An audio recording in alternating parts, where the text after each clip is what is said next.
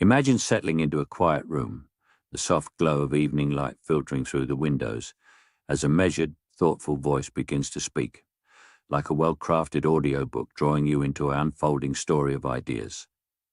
In the early months of 2020, before the world fully grasped the scale of the changes about to accelerate, a computer scientist named Kentaro Toyama stood before an audience at the Albert Shanker Institute in Washington, D.C.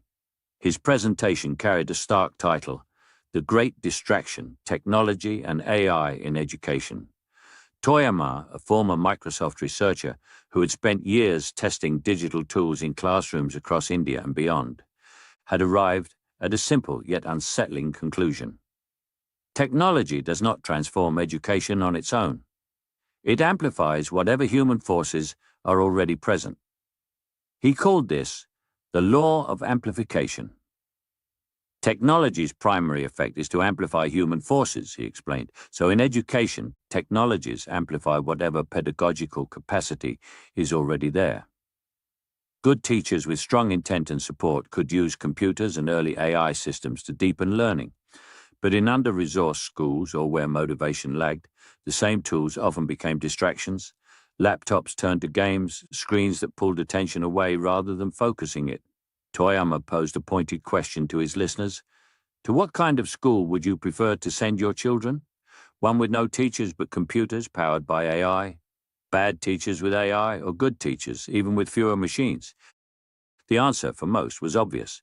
He pointed to Finland's high-performing, relatively low-tech schools and to Waldorf programs that deliberately limited digital devices. The most important thing in education, he stressed, is good adult supervision. Technology, he warned, could not substitute for missing institutional capacity or human care. Years later, reflecting on generative AI, Toyama would put it more personally. It's not good that we can have ChatGPT write the first draft of the things that we ought to be writing ourselves. We lose something in not doing it ourselves. This idea that technology magnifies rather than invents echoed forward. By November 2025, another voice took up a similar thread. Pen-Yuan Hsing, speaking in a lecture series on sustainable development and urban politics, titled his talk with deliberate quotation marks, AI as a Distraction. He invited listeners to look past the glowing label of artificial intelligence towards the deeper politics of automation and technological power. In related presentations, Hsing had argued that AI is very often not the problem. Focusing solely on the technology, he suggested, risks making underlying issues worse. Clear definitions matter, yes, but an outcomes-based approach matters more. What are we actually trying to achieve? Who holds power? What human systems are being reshaped or left unexamined while we debate the machine? The pattern continued to deepen.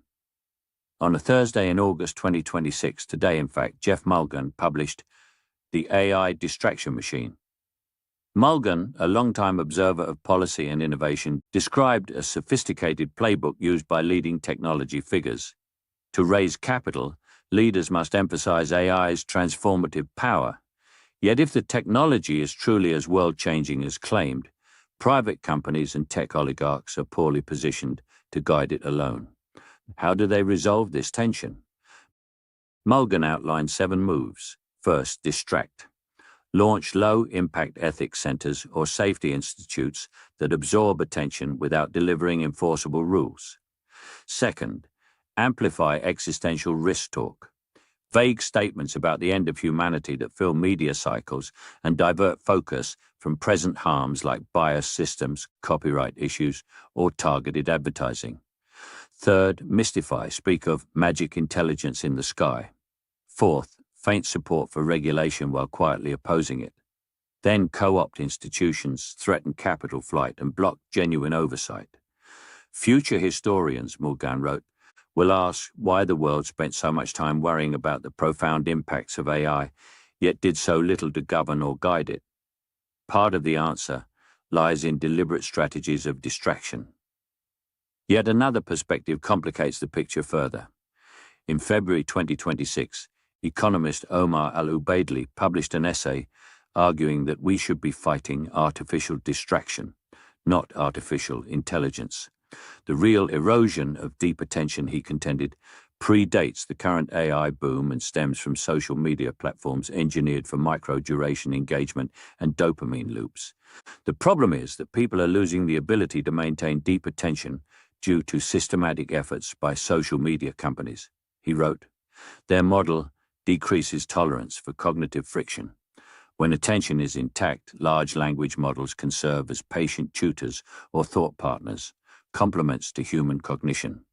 When attention is fragmented, the same tools become substitutes that encourage shallow processing." In the age of LLMs, Al-Ubaydli concluded, if we care about preserving human intelligence, we should fight artificial distraction, not artificial intelligence. Pause here with me for a moment.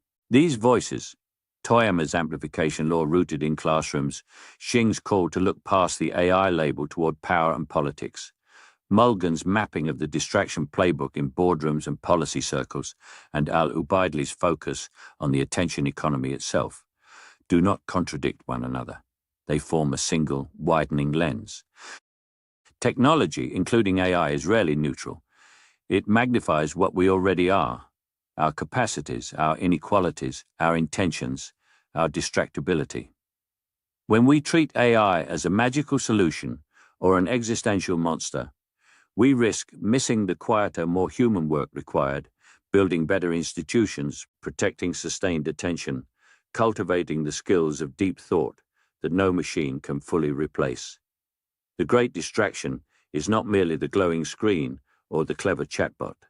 It is the way the conversation itself can pull us away from the harder questions of what kind of humans and what kind of societies we choose to become.